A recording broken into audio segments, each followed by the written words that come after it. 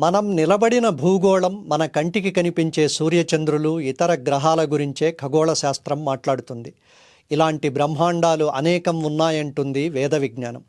ఒక సూర్యుడు కాదు, అనేక సూర్య మండలాలు అంటుంది. విరాట్ పురుషుడు ఎక్కడిదాకా విస్తరించాడు అంటే ఆకాశంలో ఎంతెత్తుకు వెళ్ళినా ఇంకా ఇంకా విస్తరించి ఉంటాడట. రవిబింబం ఉపమింప పాత్రమగు ఛత్రంబై శిరోరత్నమై శ్రవణాలంకృతియై గళాభరణమై సౌవర్ణ కేయూరమై చవిమత్కంకణమై కటిస్థలి నుదంచద్ఘంటయై నూపుర ప్రవరంబై పదపీఠమై వటుడు తా బ్రహ్మాండమున్ నిండుచోన్.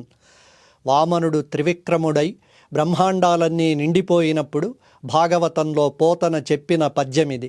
త్రివిక్రముడికి సూర్యుడు మొదట గొడుగుగా కనిపించినవాడు. ఆయన పైపైకి ఎదిగే కొద్దీ నుదుటి బొట్టుగా, చెవిపోగుగా, మెడలో హారంగా, కొలికిపూసగా, భుజకీర్తిగా, నడుముకు ఆభరణంగా, కాలి మంజీరంగా, చివరికి ఆయన పాదానికి పీఠంగా మారిపోయాడట.